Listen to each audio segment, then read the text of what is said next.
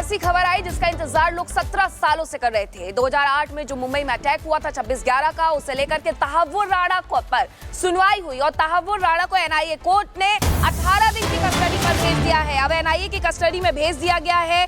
देर रात 2:10 पर यह कोर्ट का बड़ा फैसला सामने आया, जहां पटियाला हाउस कोर्ट में ही एनआईए की विशेष अदालत है। जज वहां पर पहुंचे हुए थे। रात 2:10 पर यह बड़ा फैसला उनकी तरफ से दिया गया, जहां 18 दिन की रिमांड पर भेज दिया गया है और अब तहव्वुर राणा से पूछताछ होगी। सबसे पहले उसे लेकर के आए अमेरिका से लाने के बाद सीधे अब एनआईए को 18 दिन की रिमांड मिल चुकी है और 18 दिन की इस रिमांड के साथ जो पूछताछ का सिलसिला है वो शुरू होगा। पूरी एक न्यायिक प्रक्रिया को फॉलो किया जा रहा है और इसी के तहत एनआईए को रिमांड दी गई है। तो अब एनआईए रिमांड के साथ साथ अब पूछताछ करने वाला है और उससे पूछेगा कि आखिरकार किस तरीके से ये जो पूरी उसकी तरफ से साजिश रची गई थी वो इंप्लीमेंट की गई। अब आपको 3 तस्वीरें दिखा देते हैं। देखिए, शाम 6:22 पर भारत लाया गया था राणा और 10:36 पर पटियाला हाउस कोर्ट में उसे पेश किया जाता है, क्योंकि एनआईए उसकी गिरफ्तारी लेती है, उसमें थोड़ा समय लग जाता है, जिसके बाद 10:36 पर सीधे पटियाला हाउस कोर्ट में पेश कर दिया जाता है और रात 2:10 पर 18 दिनों की रिमांड एनआईए को मिल जाती है। तो ये 3 तस्वीरें कहने के लिए काफी है कि आखिरकार कल का पूरा घटनाक्रम क्या कुछ रहा। और इसी बीच आपको बता दें कि सुनवाई के दौरान पटियाला हाउस कोर्ट ने निर्देश दिए हैं कि अगली सुनवाई से पहले भी राणा का मेडिकल परीक्षण होगा। ये बड़ी जानकारी आपको दे दे। देखिए, बीच में भी मेडिकल की जरूरत पड़ने पर उसको पूरा किया जाएगा।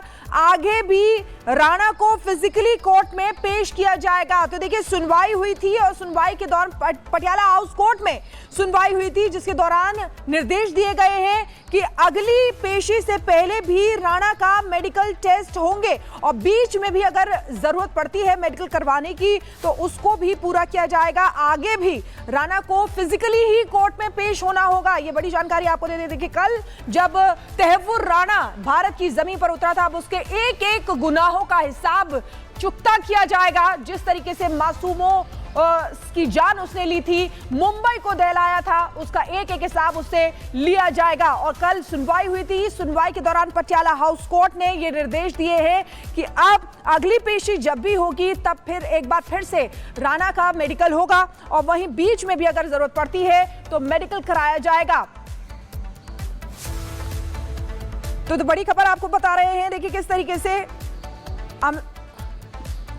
तो देखिए, पहले आपको बता दें कि तहव्वुर राणा जो है वो पहले कैसा दिखता था, ये आपको बता रहे हैं। तस्वीरों के जरिए आप देख सकते हैं। देखिए, उसके बाद कैसा दिखने लगा और उसके बाद कैसा दिखने लगा। ये 3 तस्वीरों के जरिए आप समझ सकते हैं कि किस तरीके से तहव्वुर राणा जो तो अमेरिका से प्रत्यर्पण कर दिया गया है। भारत आ चुका है तहव्वुर राणा। एनआईए ने कोर्ट में पेश किया। पटियाला हाउस कोर्ट की तरफ से 18 दिन की रिमांड पर भेज दिया गया है और अब एनआईए पूरी तरीके से तैयार हो गई है। पूछताछ के लिए एक लंबी फेहरिस्त तैयार की गई है। लेकिन ये सब कुछ हुआ कैसे? देखिए, लगभग 13 फरवरी की अगर मैं बात करूं और लगभग 6 साल पुरानी अगर बात करूं तो वहां से ये शुरुआत होती है, जहां बीजेपी सरकार की तरफ से ये मांग की जाती है कि 2008 का जो मास्टरमाइंड था उसे भारत को प्रत्यर्पित कर दिया जाए। 13 फरवरी 2025 को जब प्रधानमंत्री नरेंद्र मोदी व्हाइट हाउस में मौजूद थे तब औपचारिक ऐलान किया जाता है और कल 6:22 पर एनआईए लेकर के आती है भारत और उसके बाद पटियाला हाउस कोर्ट में पेशी होती है। पटियाला हाउस कोर्ट में पेशी होने के बाद यहां पर रिमांड में भेज दिया जाता है। जो तस्वीर सामने आई वो ये बताने के लिए काफी है कि उम्र बढ़ चुकी है लेकिन किस्मत अभी भी काली है। रिपोर्ट आपको दिखाते हैं कि आखिरकार अब आगे क्या होगा।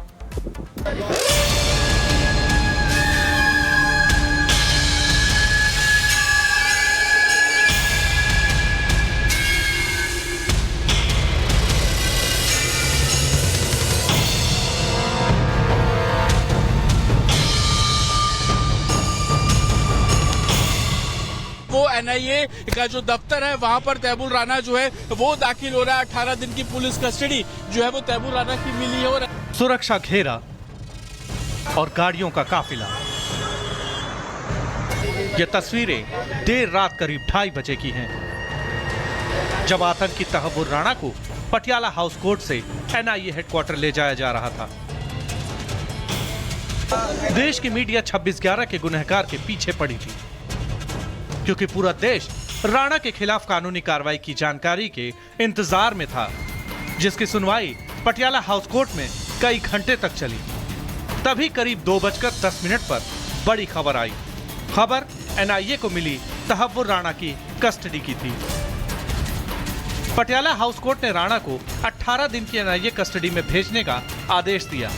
जांच एजेंसी ने तहव्वुर राणा की 20 दिन की हिरासत की मांग की थी, लेकिन कोर्ट ने 18 दिन की कस्टडी को ही मंजूर किया।